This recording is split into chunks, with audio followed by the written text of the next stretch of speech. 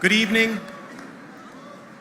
Good evening and welcome to the 2014 Hanover High School commencement. Before we begin, I will briefly describe the end of today's ceremony so as to hopefully minimize the inevitable human traffic jams which will surely occur.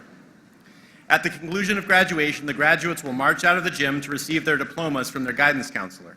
We're handing out cases up here to make sure we get the order correct.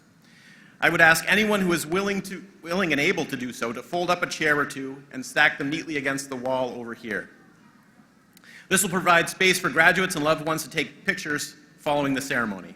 Space will be limited in the hallway outside of the gym, and I would ask that we not congregate there. Also, please take note right now of the emergency exits. In case of emergency, staff will assist in an orderly evacuation. And now to the class of 2014. I'm glad to have known you for the past 2 years. I will always remember your energy, your incredible talents, and paddling the Kennebec River together. Congratulations, 2014. I will miss you all.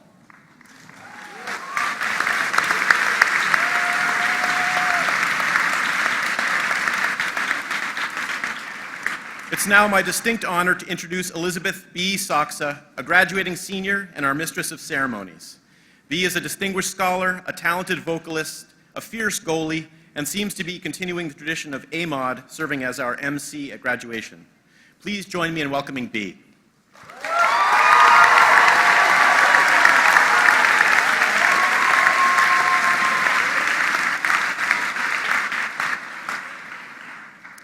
Welcome, family, friends, and teachers, and welcome the Hanover High School graduating class of 2014.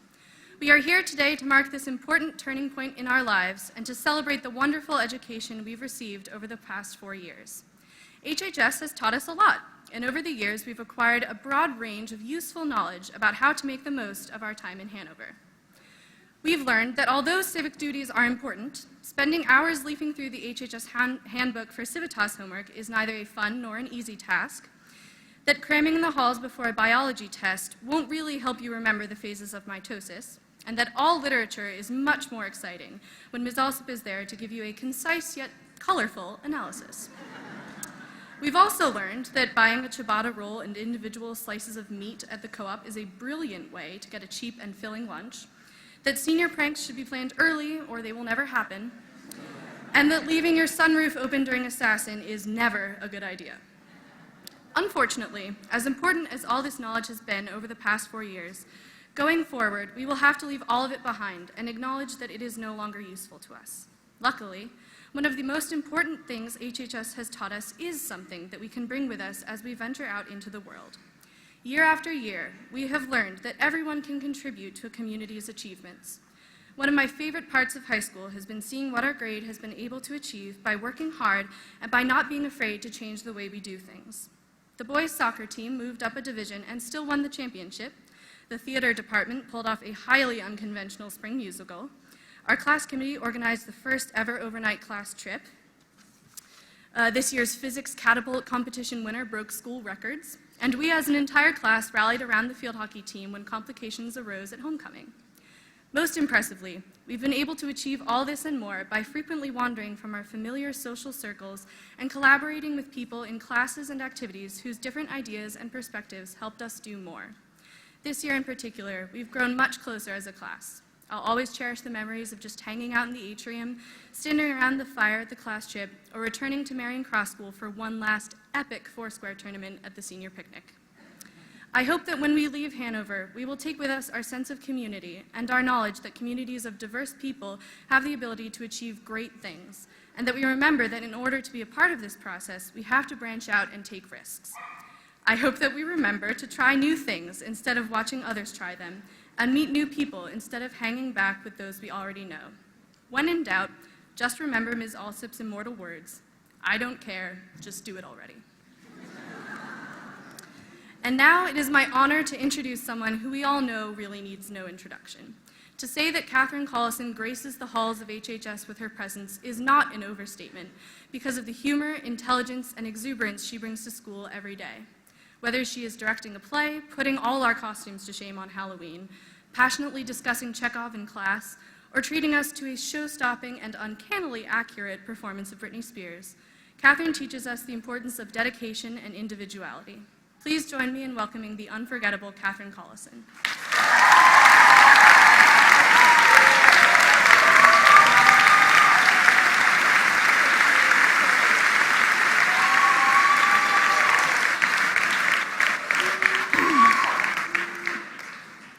Thank you, B. And again, to the parents, family members, and friends in the audience, welcome. To the teachers and all other Hanover High staff and faculty members, thank you for being here. To my peers behind me, who have all worked so hard in order to be sitting up here today, I ask, what's Gucci, graduating class of Hanover High? Stoochie! Stop, you're embarrassing yourselves. Your parents are here. Before I begin, I need to apologize for something. I had promised some of you that in lieu of a speech, I would actually be performing a 10-minute acoustic cover of I Will Remember You by Sarah McLachlan. But it seems that I have misplaced my recorder. Not only that, but also my backup for emergency use only recorder is missing. So if anyone has any information about that, I would be really grateful to hear it. No questions asked. These past few days, as everything seems to be winding down, I've been doing a lot of thinking. And a lot of that thinking has been about nothing. Literally, nothing. Don't get me wrong. 80% of the time, I'm thinking about normal stuff, like plans for the summer, what classes I want to take in college, or what kind of self-destructive behaviors I'm going to inevitably adopt in the next 4 years as a means of stress release. As of right now, I'm leaning less towards taking up smoking and more towards something like spending an unhealthy amount of time and money on webkins. But the other 20% of my time, I spend that trying to imagine what it would be like if none of these things existed. Not just college or summer or webkins, but everything. I think about what it would be like if there's nothing planned for us in our futures. This isn't the first time I've tried to imagine nothing. I'm pretty sure just about everyone has tried at some point in their life. From what I'm told, when some people think of nothing, they think of a big white room with no windows and no doors. Some people think of a starless universe stretching out in infinite directions at an ever-increasing rate. Some people think of nothing as simply the absence of something else. Light, truth, God, something. It's true that it's hard to give a real definition to nothing, at least in the physical sense, as it's mentally hard to conceive in the first place. As far as I'm concerned, one of the only truths that exists about nothing is the fact that nothing in life goes exactly as planned. Our existences are nonlinear. Our world contains way too many variables to be graphed, at least not on any axis I know of. But that being said, I'm pretty terrible at math. I took Intro to Calc this semester, and by nobody's fault but my own, I can still only think of a limit as something you try to place on yourself in regards to the number of BuzzFeed quizzes you take in one X period before you actually get to work. And FYI, if anyone was wondering, apparently, if I was a US president, I would be Ulysses S. Grant. Which is like not what I was expecting at all, actually. But it's fine. I'm trying not to internalize it. In any case, I think everyone can agree that nothing is a pretty difficult concept to try to imagine. And what's even more difficult, that's trying to achieve the physical state that is nothingness. I'm not just talking about when you're hanging out and someone asks you what you're doing and you say, oh, nothing, and they say, you're not doing nothing, you're standing. So then you sit down and they're like, now you're sitting, so then you're just kind of forced to like do this for a while. Pro tip. The best way to get yourself out of that cycle is to just lie down on the floor in plank position and become verbally non-responsive. That's actually how I get out of doing the recycling every week in Common Ground. Back to my point. Nothing is a difficult thing to do, but I think that's good. Quick anecdote. Over the weekend, instead of preparing for exams or writing this speech, I spent my time watching the entire second season of Orange is the New Black on Netflix. After watching 13 episodes in a span of roughly 72 hours, I have gotten to know the theme song pretty well. Actually, I usually skip past it, but when I was starting the last episode, I finally listened to the lyrics and realized what a good graduation song would be, so that's something to keep in mind, juniors. In particular, it was the lyrics of the second verse that really stood out to me. Think of all the roads, think of all their crossings. Taking steps is easy, standing still is hard. Upon hearing these lyrics, I realized a very comforting truth, one that I think we should carry with us as we go forth into the world. Even during hard times, it is always easier to move forward than it is to stand still. When I was in 3rd grade, I gave myself a haircut. I actually have this theory. I believe that there's a sort of 3-part Venn diagram situation that happens as far as childhood haircuts go, that everyone fits into some way or another. The first circle is comprised of those who cut their own hair. The second circle is made up by those who get bangs when they really, really shouldn't. And the third and final circle includes people whose picture day photo perfectly coincides with that sublime moment when your haircut is simultaneously too long and yet not long enough. Through playing barber, I managed to land in that delicious middle part of the Venn diagram where all 3 categories intersect. I don't even know if what I did legally qualified as bangs. From what I remember, all I did was just take one chunk of hair and just snip it so that it was about 1.5 inches long and somehow also occurring in the center of my center part. I couldn't find a picture big enough to be able to show here today, but I think with the resources that I have with me, I can give you a pretty good idea of what it essentially looked like.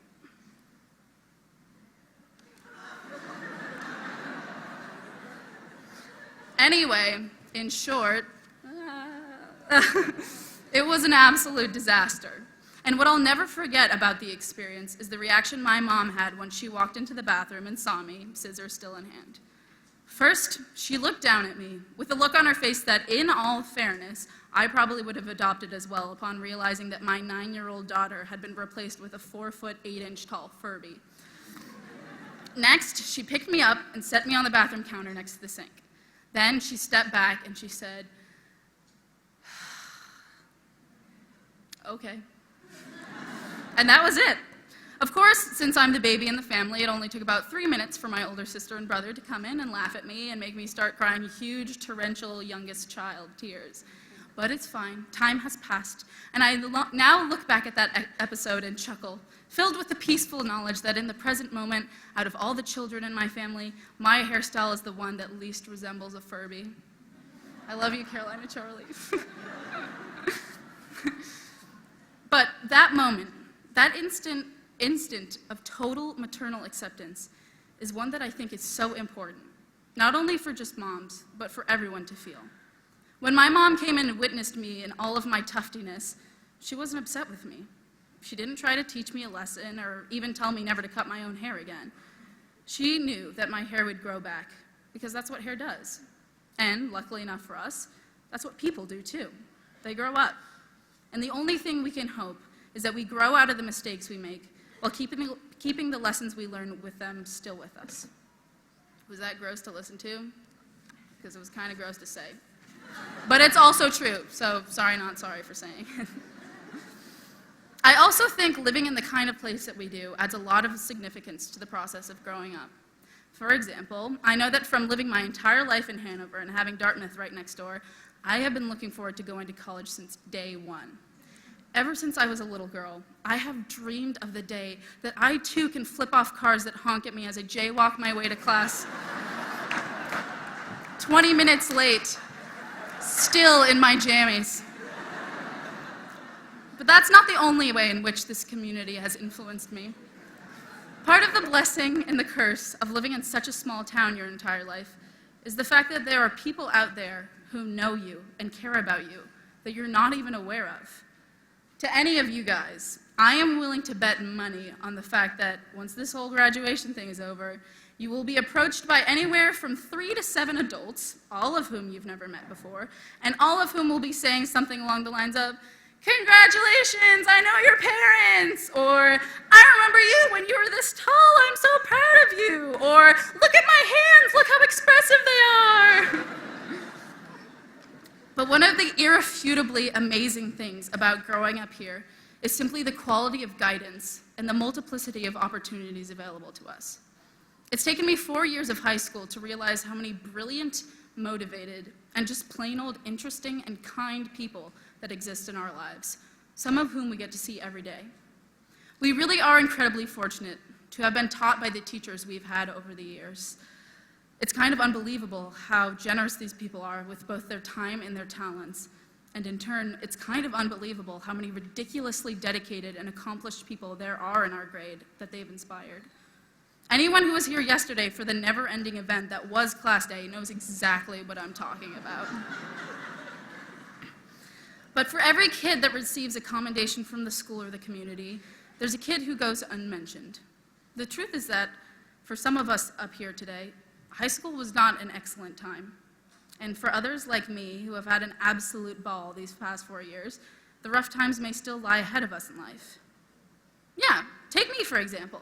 You guys chose me to be your class speaker. At this point, I might as well get a tattoo on my forehead that says, "I peaked too soon."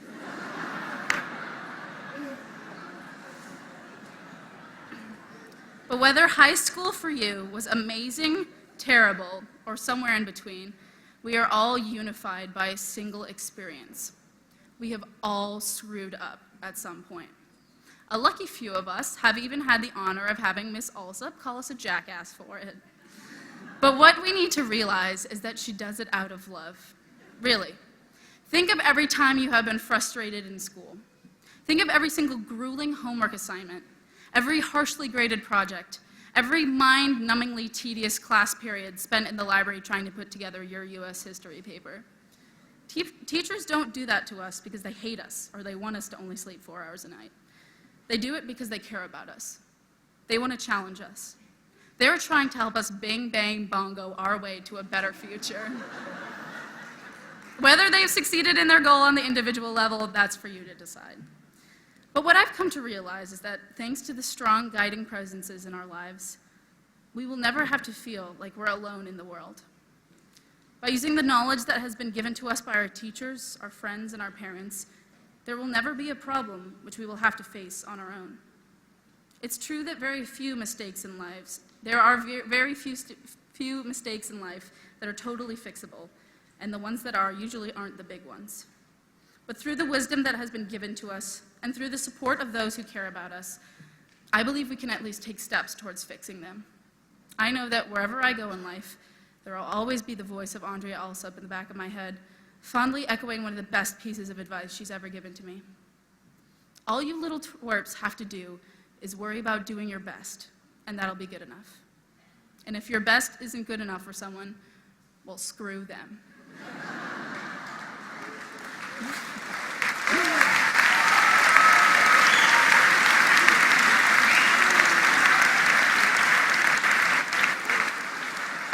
I hope Mrs. Alsop is here because she's getting a lot of recognition tonight, which she deserves. My dad used to say something to me every time I was freaking out about not getting something done on time, or every time I doubted Mrs. Alsop's words and thought my best wouldn't be good enough. He would say to me, "If you're on the ground and you want to be on the roof, you don't try to jump all the way to the roof in one single bound. What you do is you build yourself a staircase and just go step by step." Well, I think my dad is wrong. If you want to get to the roof, all you have to do is bribe one of your friends who took CAPS to just design you a jetpack and then use the school's 3D printer to print it out. If they're a good friend, they'll agree to help you out. But if they're a really good friend, then they'll tell you to design your own jetpack.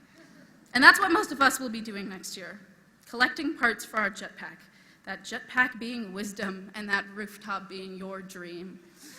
Whether you're going to college next year, traveling, or working, I hope that you'll be able to start finding parts and tools to create your jetpack. And along your way, I hope you'll encounter people who purposefully try to make that process either easier or harder for you, because those are the people that care about you. Look around the room. Look at the people who are sitting next to you and the people that are sitting out there watching. This gym is filled with people who, up until this point, have either made it easier or harder for you to be graduating today, and we need to be thankful for all of them. Somebody once told me that the best part of graduating high school is that you finally begin to take stock of your relationships and get to reflect back on all the amazing moments you've had over the years. But I disagree. The best part of graduating high school is that you're done with high school. And that means that you can go ahead and choose your own path. Remember that it is not only nature that forces people to move on and grow up, but also the choices we make. Let those choices be inspired, not dictated, by the best people you've met in your life, even if those choices end up being mistakes. So look at your watches, everybody. Seriously, who has a watch? Does anyone wear a watch anymore? What time is it? Wrong. That's not the time. The time is now. Sorry. We have reached a significant milestone in our lives, and now isn't the time to sit back and simply be satisfied with what we've achieved in life. This is a time to celebrate how far we've come, who helped us get here, and last but not least, start to plan what we're going to do in the future to help us get even farther. As far as I'm concerned, it's not, what is it, 6:10, 6:05, something like that? No, definitely not. 7? Anyway, no, it's not. If you ask me, the time is half past YOLO, and I'm already late for a date with destiny. So thank you for listening, everybody. Hopefully I'll remember my recorder for the next time we'll all meet together, which according to my calculations will probably be at our 10-year high school reunion. I'm looking forward to it already, mostly to see how much people will have changed and to hear about what everyone ends up doing in life, which, remember, is probably going to be nothing like we thought we would be doing. So see you on the other side, class of 2014. If you want to find me at that high school reunion, I'll be the one wearing the jetpack, and hopefully you will be too. Thank you.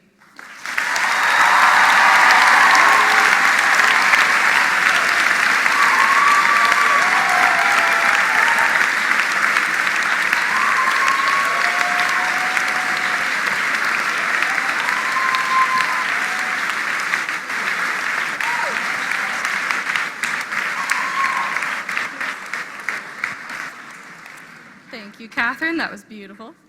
And now Rachel Bogosian, Emma Butler, and Rebecca Zegans will perform In My Life by the Beatles.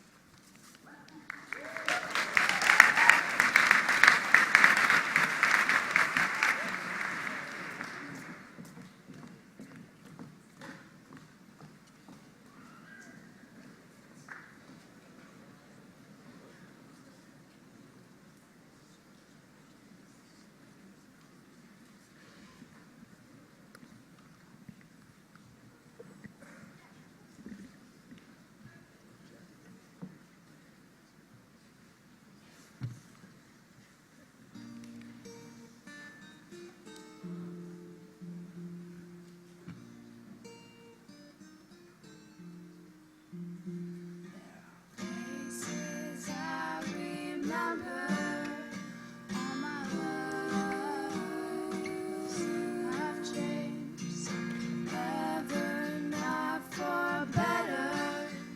Some have lost, remain.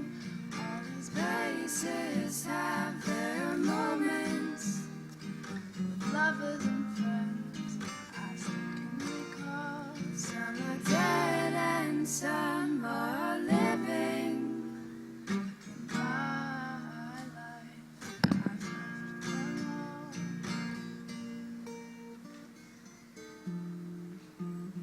But of all these friends and lovers, there is no one compares with you. And these memories lose their meaning when I think of love as something new. Though I know I'll never lose affection for people and things that went before. I know I'll often stop and think about them. In my life, I love you more.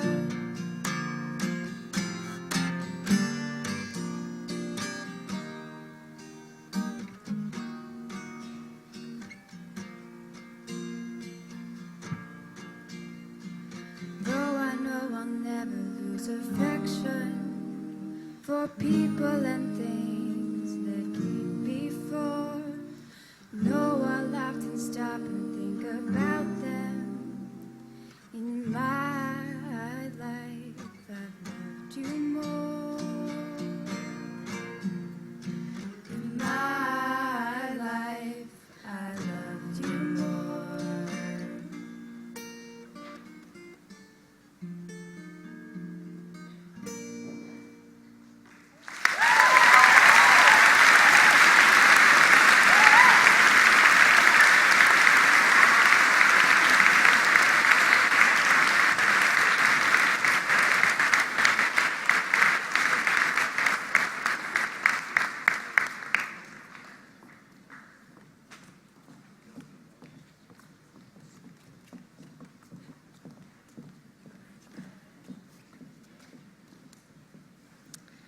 Our guest speaker this evening is a teacher who is beloved by staff and students alike. His ability to teach a wide variety of topics, including religions, U.S. history, sociology, and economics, speaks to his versatility and all-encompassing interest in the world.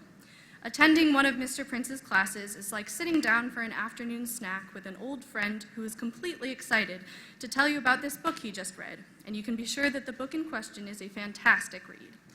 Through his cheery demeanor, extensive knowledge, daily excitement, and openness to students' ideas, Mr. Prince instills a love of history and learning in every student he teaches, as well as a compelling desire to come back and visit even many years after graduation. Please welcome our guest speaker, Matthew Prince.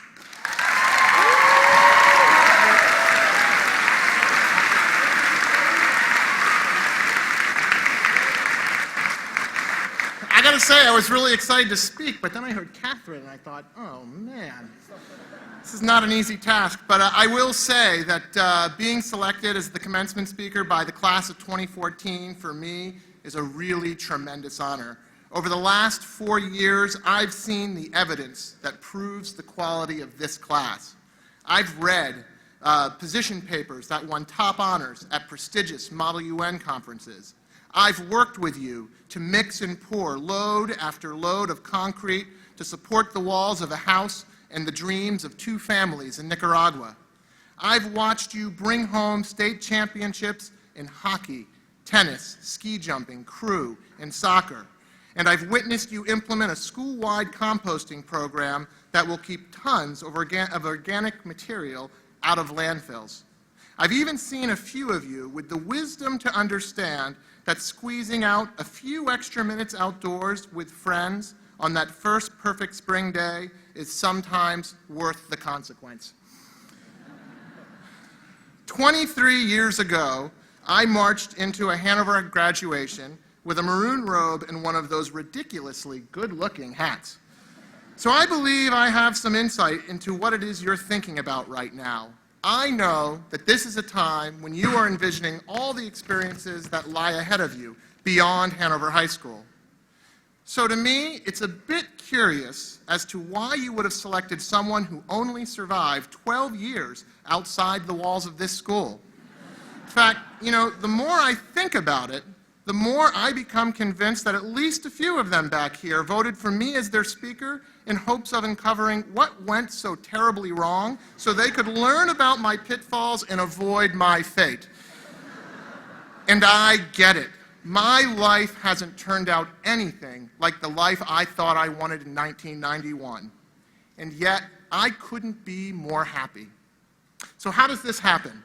How did I stray from my original grandiose goals to the simpler life I enjoy today? You might suspect that I'm going to tell you about a few big moments in which I was hit with some sort of epiphany.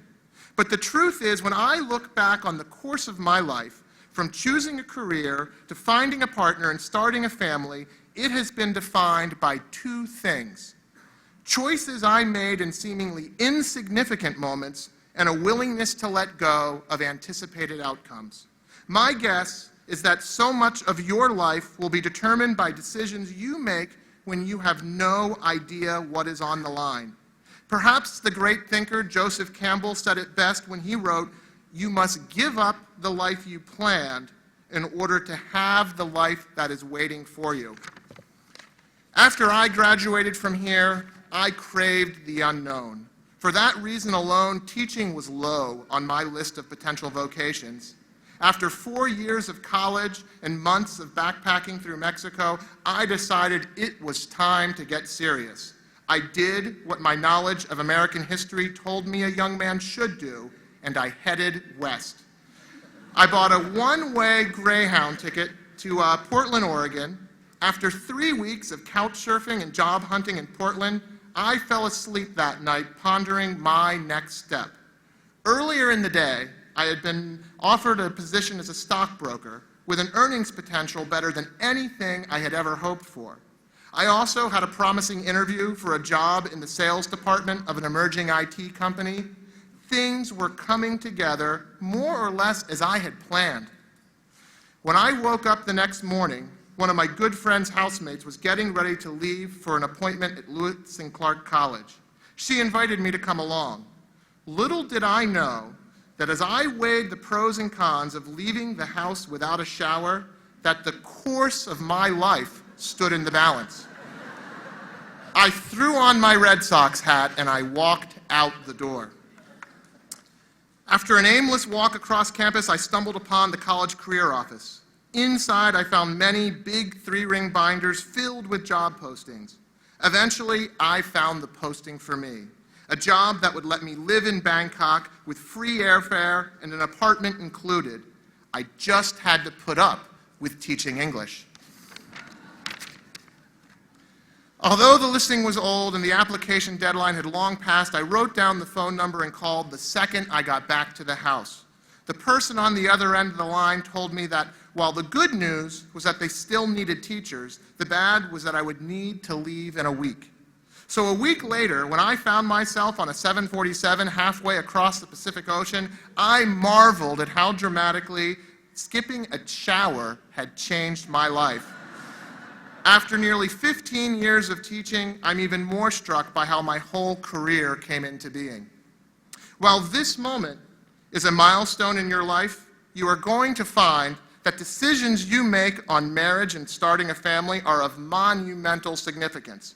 Once again, I have found that seemingly insignificant decisions have led to unexpected and wonderful outcomes.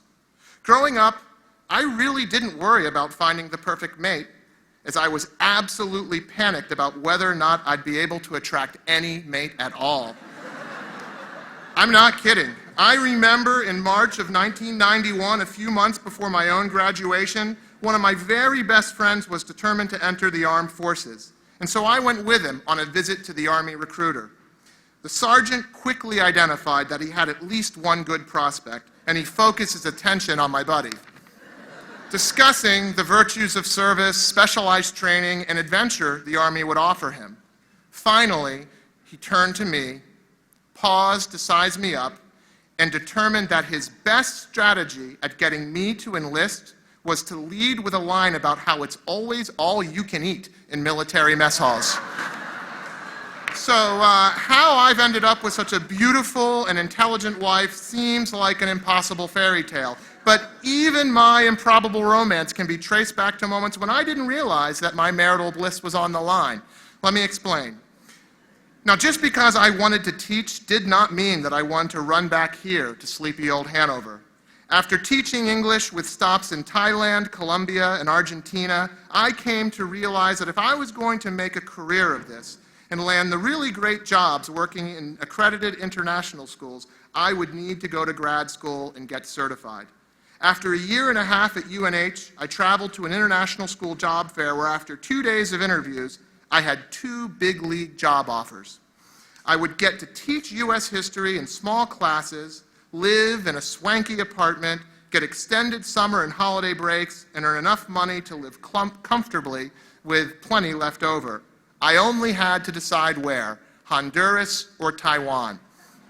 Now, I loved that the job in Taiwan started 2 months earlier, but a desire to keep going with my Spanish led me to sign on with the school in Honduras. Those 2 extra months turned out to be big ones. Later that spring, a woman named Liz, who I had dated in college, had broken things off with her boyfriend of 5 years. Surprisingly, I had dated other people since her, but had never been in a relationship that just seemed to click like it did with her. So I was thrilled when I learned that she was single. Our friendship quickly grew into something more, and we had an amazing 2 months of summer. By the time late August came, we were so attached that she took me to the airport for my flight to Honduras. With each mile we traveled down Interstate 93, a growing sense of dread built in my chest. I was at a loss to explain it. This should have been a triumphant moment.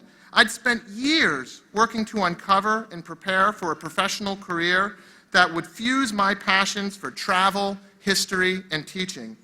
But the more I thought about it, the more I realized I was pursuing an outcome I no longer wanted. What life had revealed to me over the last 2 months mattered more than what I had worked towards for close to 10 years.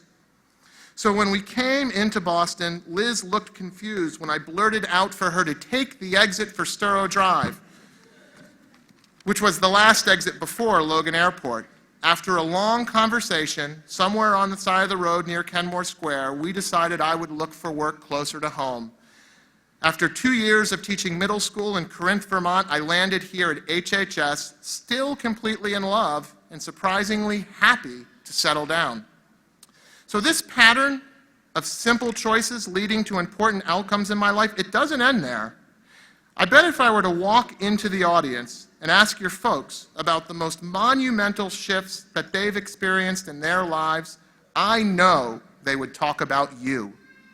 Many of you have seen my 2 boys as I try to show them off every chance I get. My wife and I adopted my oldest son, Abe. I'm not going to explain how deeply I love him, as my words would be inadequate, and your parents know precisely what I mean without all the effort. 6.5 years ago, I boarded a flight and just happened to pick a seat next to a gentleman who I came to learn had adopted 2 daughters from Vietnam. By the time we landed in Jacksonville, I knew what my life's next great journey was going to be. Adopting a child, it requires a lot of work, and there were numerous setbacks along the way. I'm not sure if it was fate or God's will, but the one thing I know for certain is that Abe was meant to be my son. So little did I know that when I went in search of an aisle seat near the front of the plane, I'd be making one of my finest choices. So as I wrap up my remarks to you this evening, I need to be clear. As I have seen on your test that sometimes you have a capacity to use my words to form conclusions that are, well, completely wrong. I am not saying to go crash on a friend's couch and wait for your life to unfold before you. My goal is quite the opposite. At this point in your life, you should dream big and have goals to work towards, but be open to outcomes that you don't expect, even if that means joining the faculty back here. People talk a lot about not letting the expectations of others get in the way of you living your life, but the truth is, you need to worry more about your own expectations. Small choices will have a big effect if you let them. Keep your eyes open to what's around you and know that who you are and what you want will likely change. Don't be afraid to redefine your own definition of success. Thank you, guys. It's been a pleasure talking to you.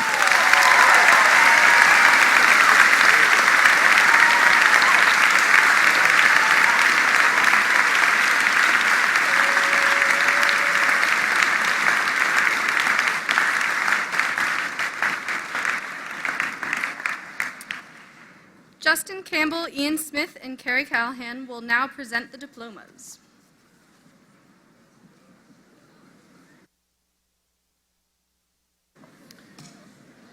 Carrie Callahan, Chairman of the Dresden School Board, will now award diplomas. Mr. Chairperson, it is my distinct privilege to present the class of 2014. I certify that students graduating here today have completed the course of study prescribed by the Dresden School Board and are prepared to receive their diplomas.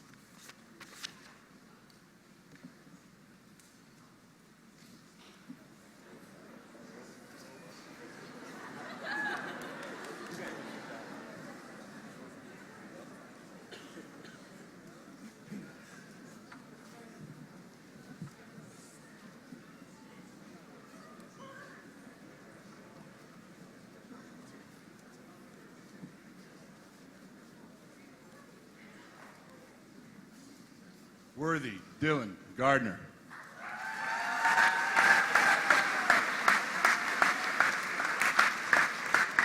Thomas James Peters.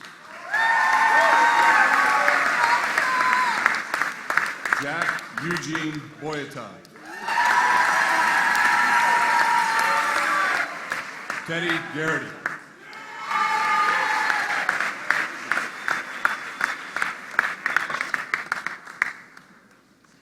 Madeline Jane Mulvihill.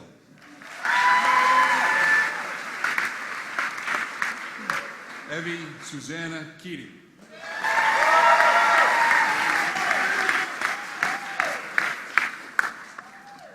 Erica Michelle Tischbein.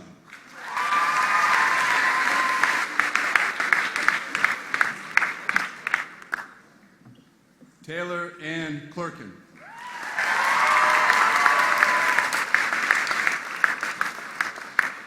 Matthew Gray Stebbin.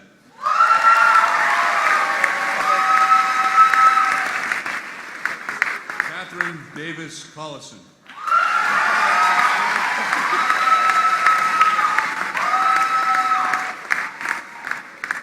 Rainey Madeline Kaplan.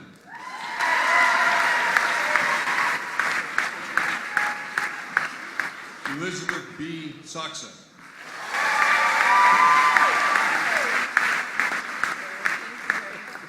Christopher David Washington.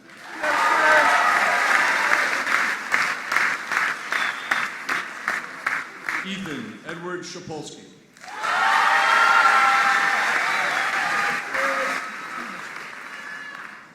Grace Alexander Teka.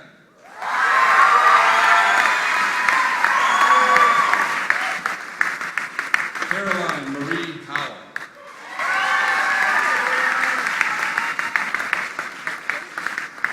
Rebecca Lillian Zegans.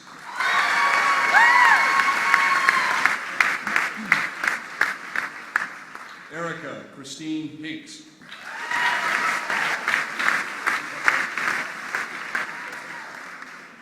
Hunter Christina Schoen. Rachel Claudette Bogosian.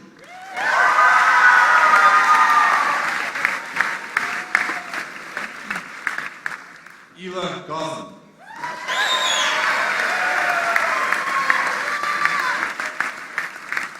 Emma Bippard Butler.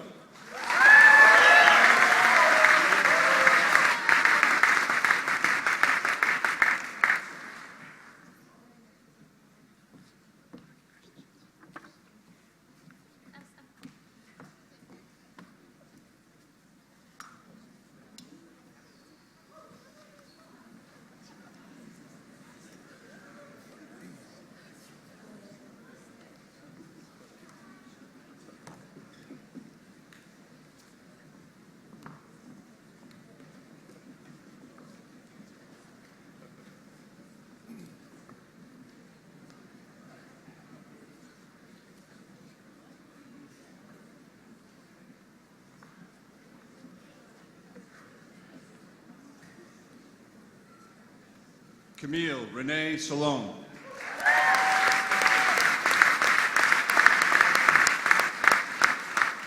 Abigail Bond Wing.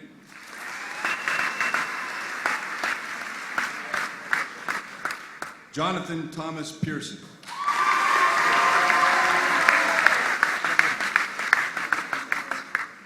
Chelsea Felicia Butler Becker.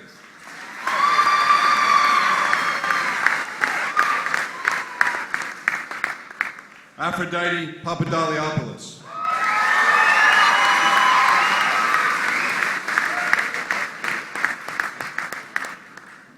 Olivia Constantina Chambers.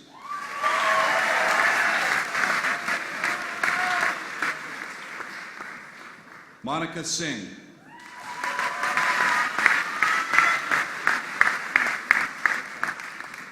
Darby Lynn Phillips.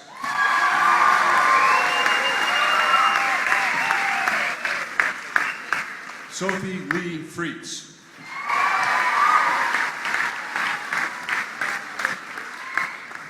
Henry Davis Robbins.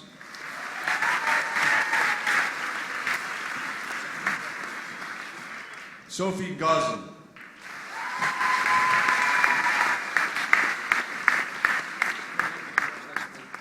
Lindsay White.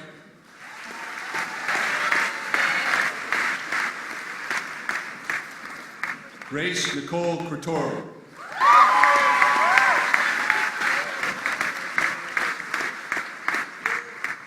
Aria Lacey.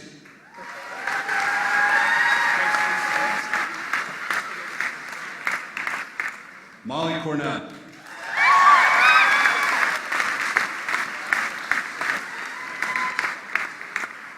Holly Lee Schlosser.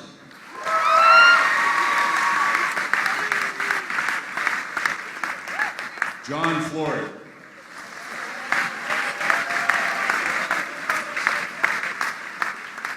Tomas Laporta.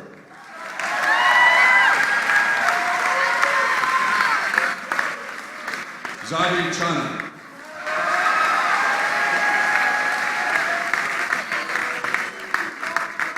Kyle Healy.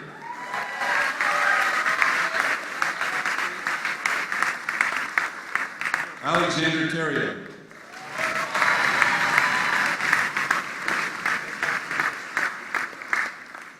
Michael Mayo.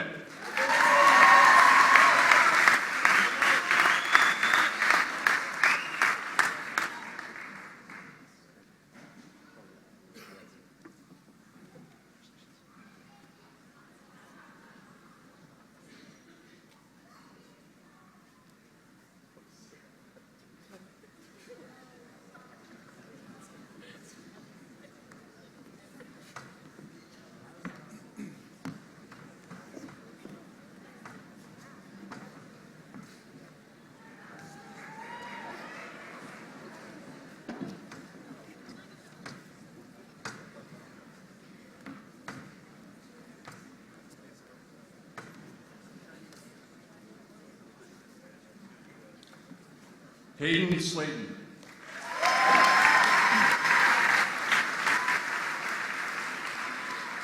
Zach Owen.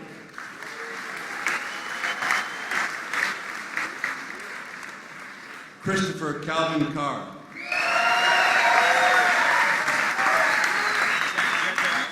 Nicholas Chambers.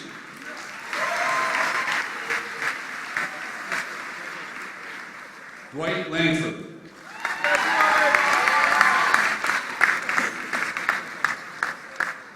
Alexis Town.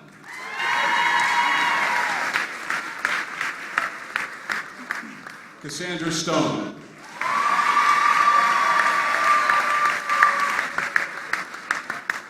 Signa Cadell Wood.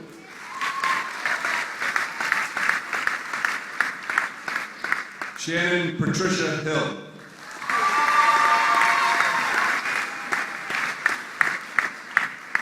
Haley Patricia Dennison.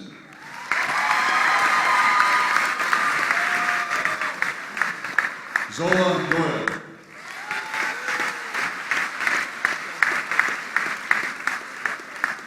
Kristen Rye Pearson.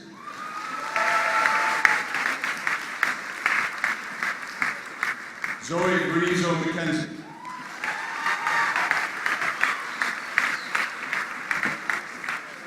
Mesa Merritt.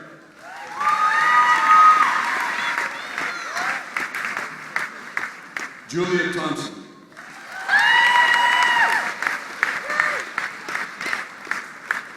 Ijon Foster.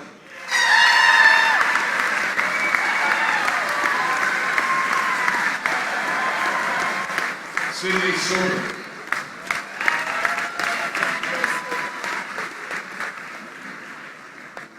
Kathleen Belleville.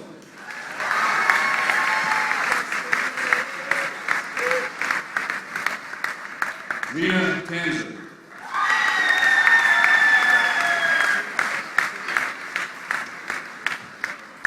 Sofia Gomez.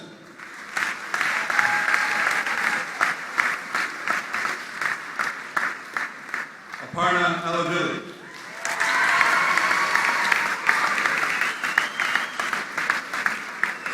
Annalie Wilson.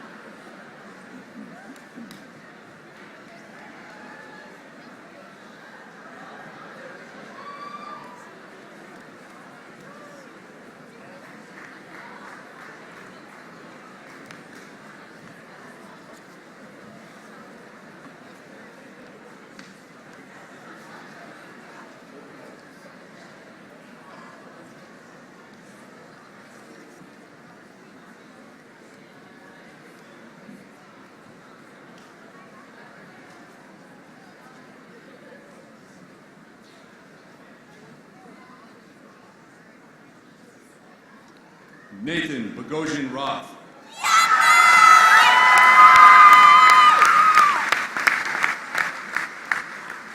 Sandra McGowan.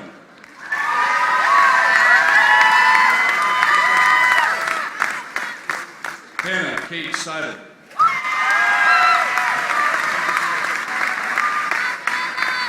Ellen Catherine Cook.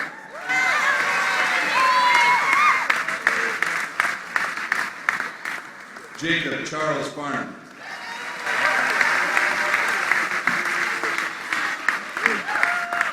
Christopher Andrew Steidel.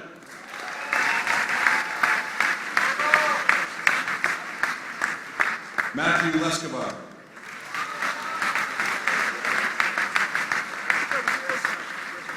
Evan Greenwald.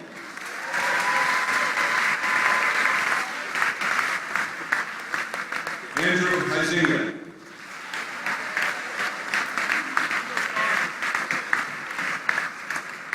Noah Huizinga.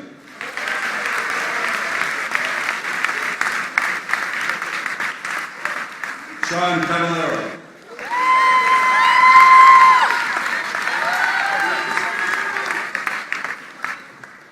Samuel Carey.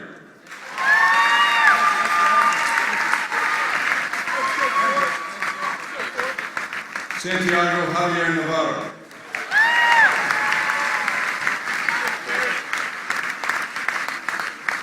Daniel Ali Hazlett.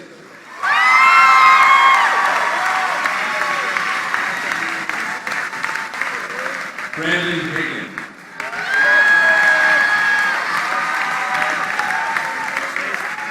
Jude Arbogast.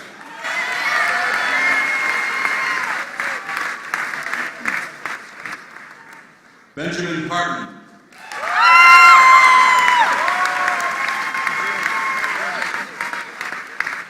Benjamin Morgan Carson Turner.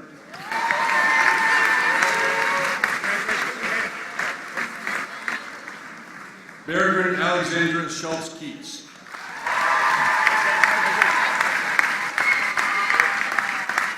Helen Rooker.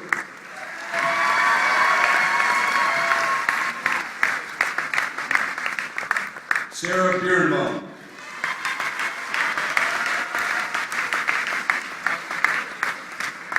Phoebe Echo Cullen.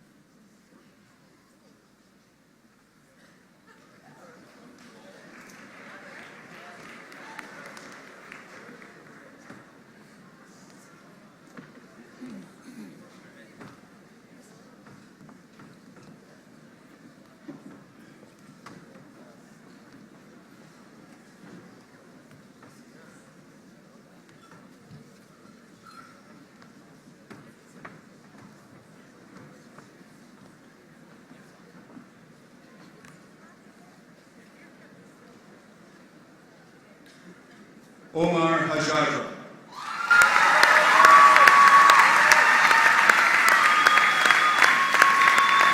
Stephen McCarthy.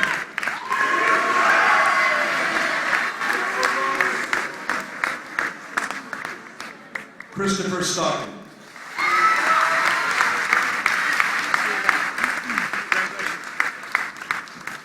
Alif Dani.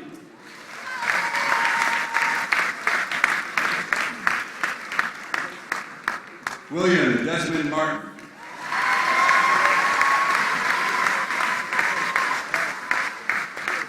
Lillian Ledbetter Siebert.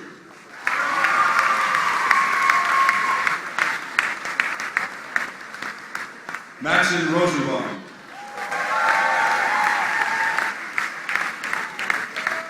Pierce Navy.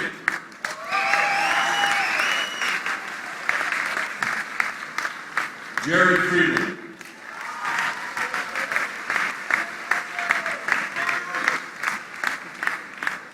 Aditya Natarajan.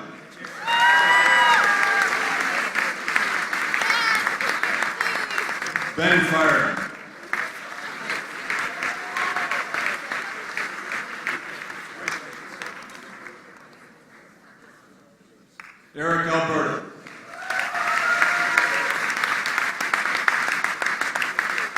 Henry Anthony Bouchard.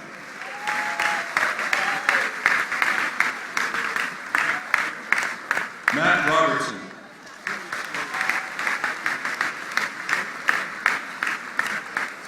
Connor Nagel.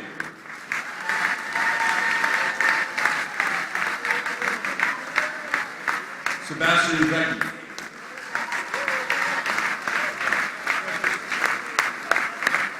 William Phillip.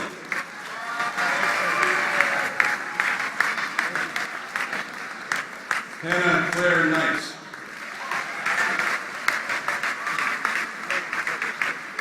Haley Madison Estes.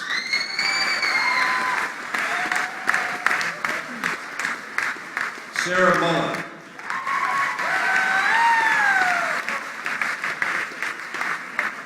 Emily Ackett.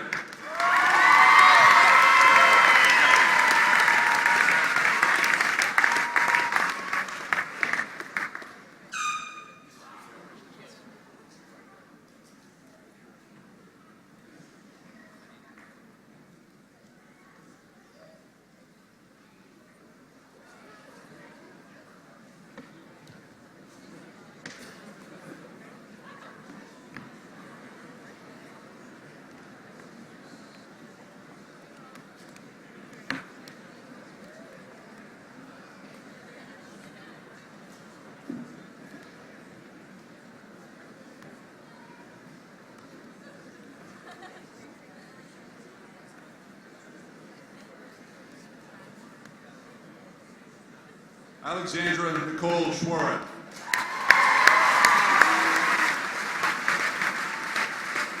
Isaiah Carver Snelling.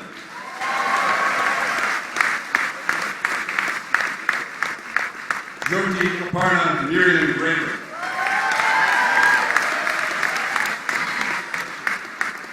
Clark Allen Leisure.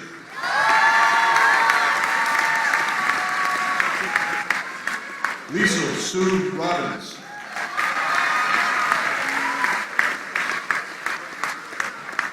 Natalie Adele Furneaux.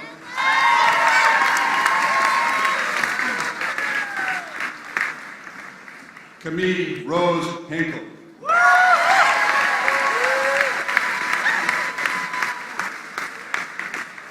Eleanor Green.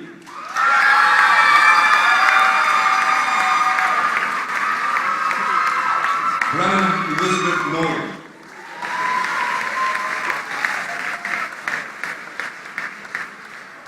Charlotte Emily Goodrich.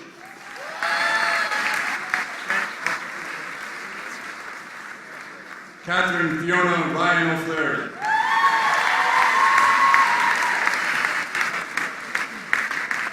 Samuel Micah Lev Gerwit.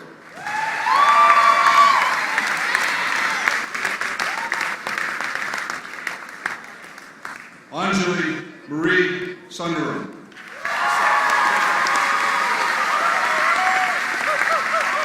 Seamus Craig Good.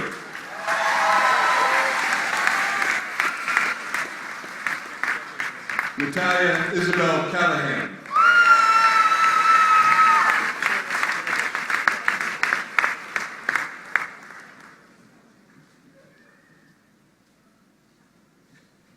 Marina Elizabeth Berry.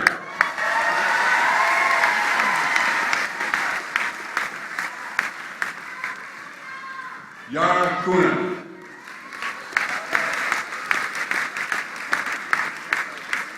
Olivia McClellan.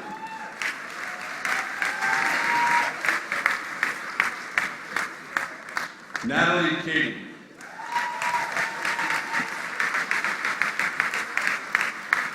Isabella Barrington.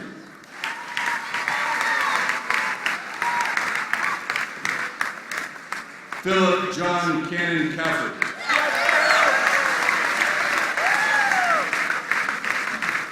Jeremiah Ross Leonard.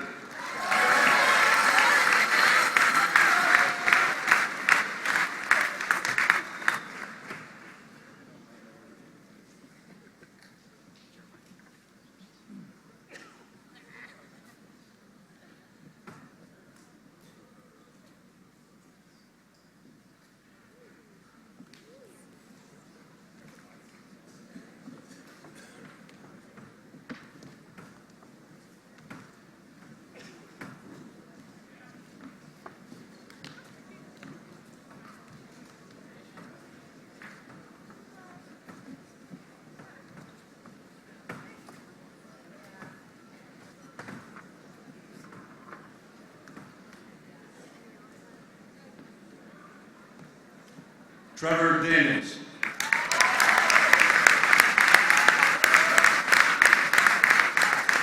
Alexander Grant.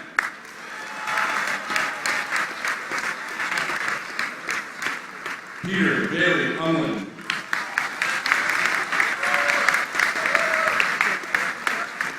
James Keenan Wolf.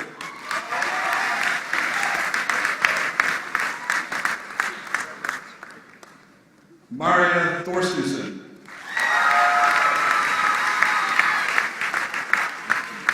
Sarah Alvick.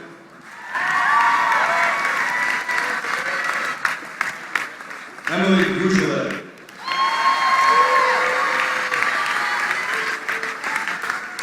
Stephanie Gosling.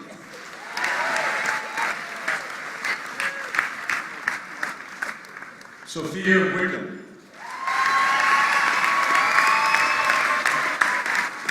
Valentina Sedlacek.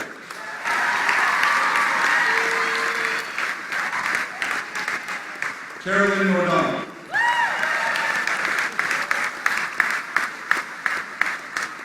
Charlotte Vogel.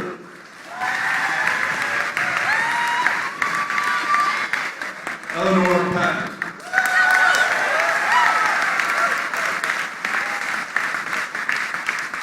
Sumner LeBaron Bryan.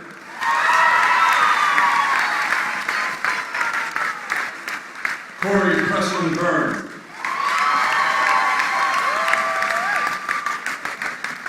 Stephen Austin Tate.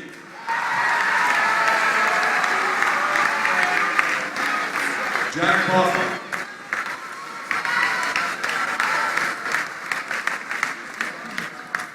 Lee Danilek.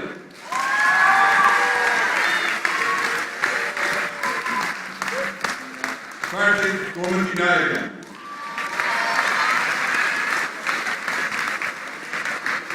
Jack Roberts.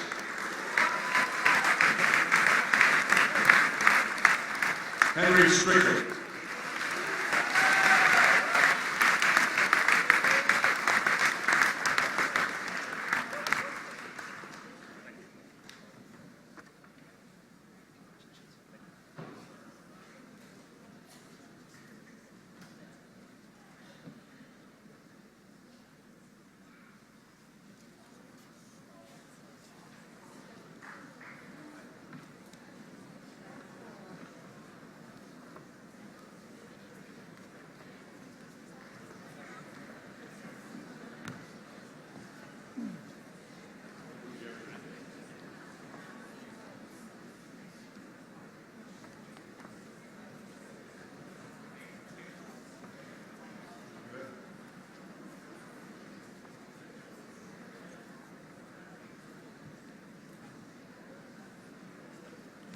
Megan Elizabeth Alberici.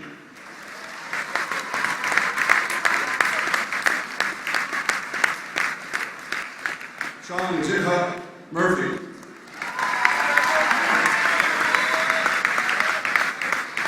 Eileen Daly.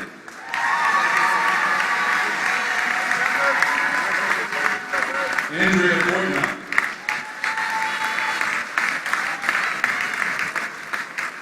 Liana Dubitsky.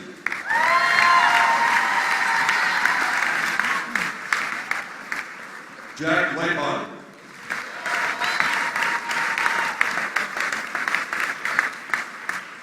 Miles McGinty Campbell.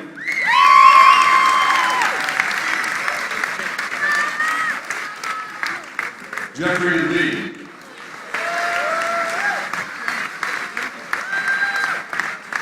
Rocco Linehan.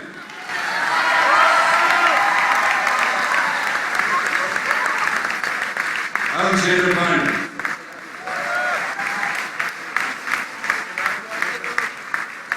Alexander Murphy.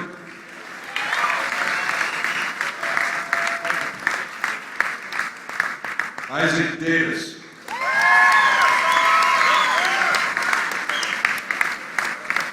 Chi Wang.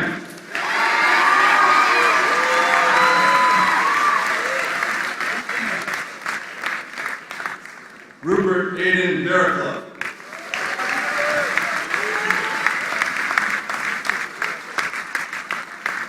Corey Sky Cudney.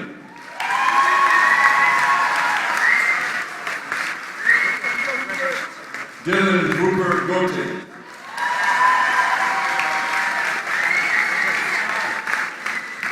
Claire Davidson Callahan.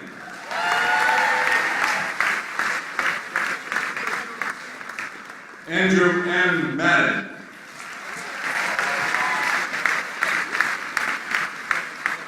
Max Rickard Schwartz.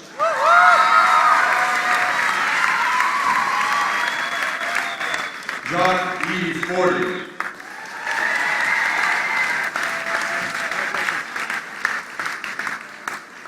Zachary Tesselin Chateau.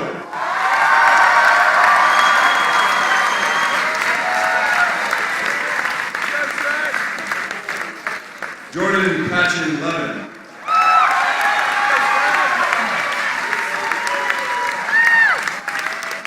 Benjamin Henry Vernon Miller.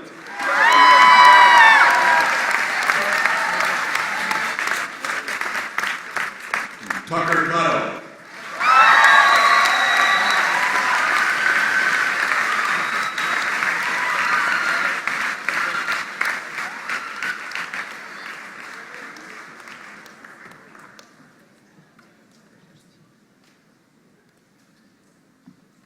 So each year the class gives the principal a gift, and there's always a variety of things. But this year, generally, I received dog treats, I assume, for our therapy dogs.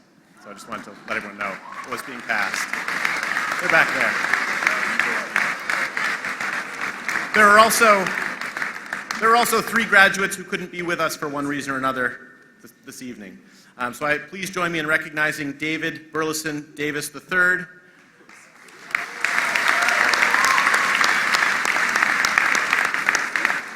Alina Rose Klein Schroeder,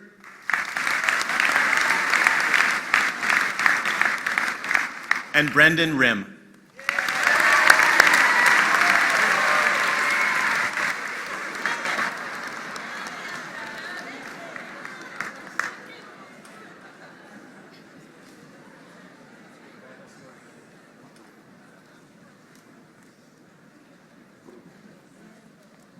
Congratulations, everybody. Now please welcome Grace Tucka and Ethan Shapolsky, who will perform Wide Open Spaces by the Dixie Chicks.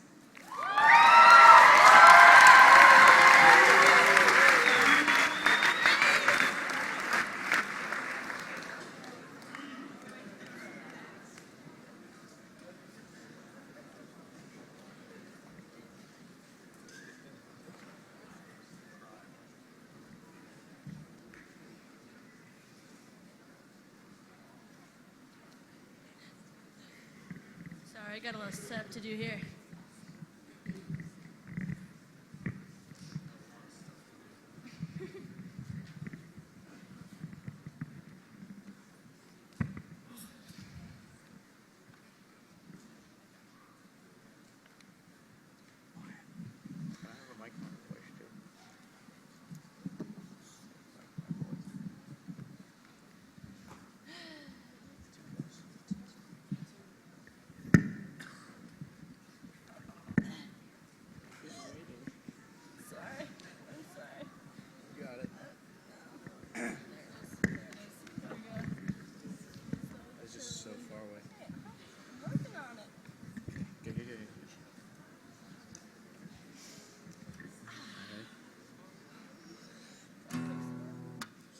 Yeah. Okay, here we go.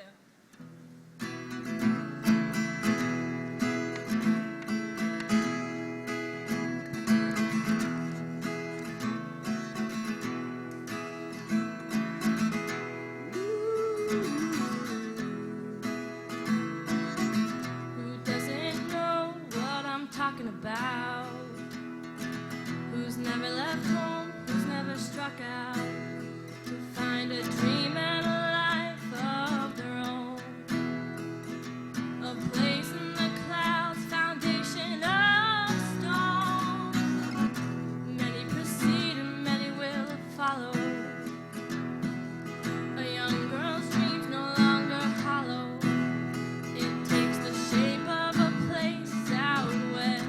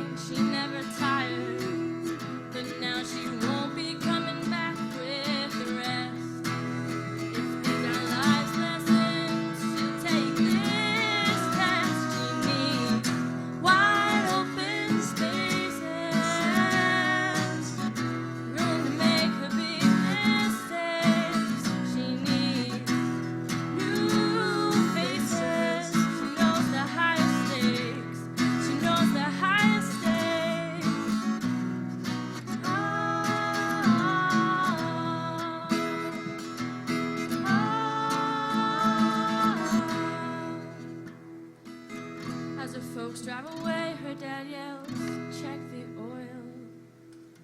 Mom stares out the window and says, I'm a-leaving that girl.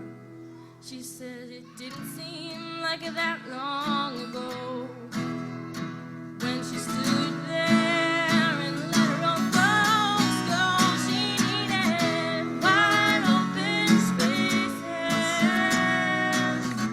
When to make her big mistakes, she needs new faces. She knows the high stakes. She knows the high stakes. She knows the highest stakes. Knows the highest stakes. Knows the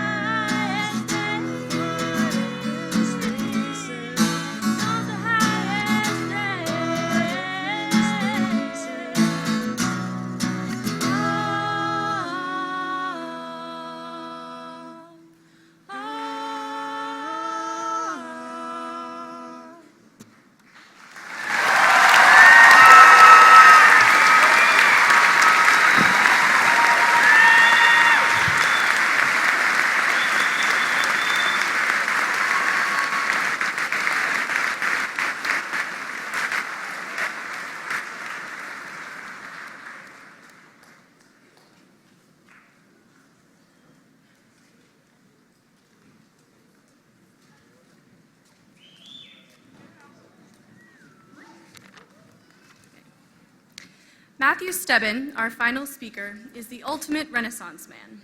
Matt can often be found juggling along the side of the highway in Heartland, taking breathtaking photographs of anything from his cat to European architecture, and eliciting raucous laughter from audience members in his numerous and unforgettable performances in HHS theater productions. Somewhere in his busy and eclectic schedule, Matt finds the time to reach out to almost everyone in our school community and brighten their days with just a wave and a joke. It is my honor to welcome one of Hanover's funniest and kindest students, Matthew Stebbin.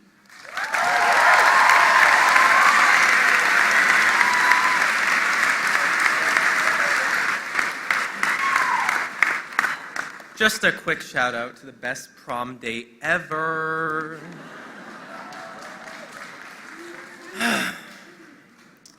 Students, faculty, family, friends, and confused study abroad students looking for the medical school.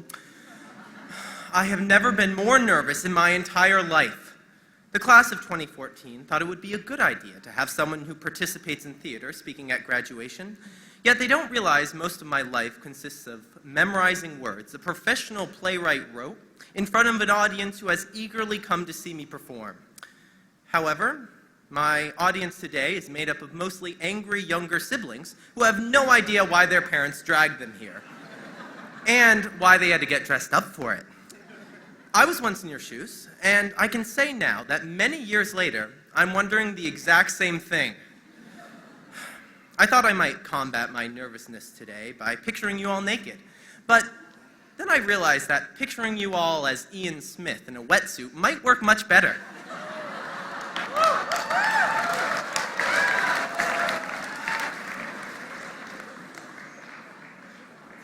It is. It's working really good. When starting to write this speech, I began with the work ethic of a motivated freshman writing their first Civitas essay, and then soon started to feel like a senior. Period. I would write 3 sentences and then spend 15 minutes changing the font 27 different times. Still, I continued on. I knew I could do it today because I have lucky Friday the 13th on my side. Don't worry, I compensated for this lucky day by walking under my trusty ladder a few times, punching a few mirrors, and then adopting multiple black cats. In other news, the all-night party theme has been changed to Final Destination. In truth, I don't really believe in speeches that promote one's self-interest, yet I have one thing I must accomplish before continuing here today. So everyone needs to smile, okay?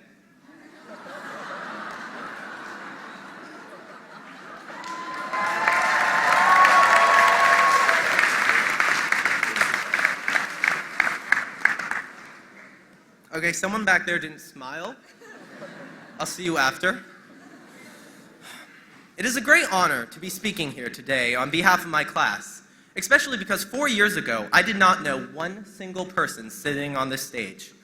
I started as a small, well, mostly as a fat freshman, from the little town of Heartland, good old Heartland, Vermont.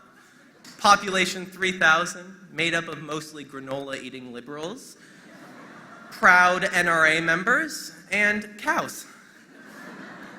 With a middle school graduating class of a staggering 25 students, we were able to choose which high school to attend for the following 4 years. As I watched all my closest friends peel off to the neighboring schools of Woodstock, Hartford, Sharon, and Windsor, I stayed devoted to going to the best high school in the entire world. Well, the truth is I chose Hanover based on one criterion: locker size. Only after arriving did I realize we also have brilliant teachers, powerful athletes, and a theater program with a budget smaller than the administration has for televisions.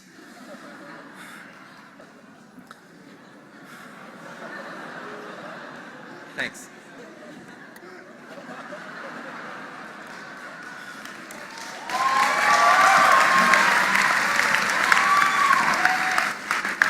I've come a long way as a freshman. For example, I finally figured out what a marauder was. Up until late sophomore year, I assumed it was an instrument, like the older brother of a maraca. But after 4 years together, I can say I've gone to know the class of '14 really well. We as a class have seen so many changes together in the past 4 years, and not the ones with our bodies, because I don't feel comfortable or qualified to talk about those. But Hanover has seen the additions of neighboring businesses like J. Crew, Starbucks, Froyo, and an overpriced tapas bar, which all clearly support my theory that Hanover is getting gayer by the second.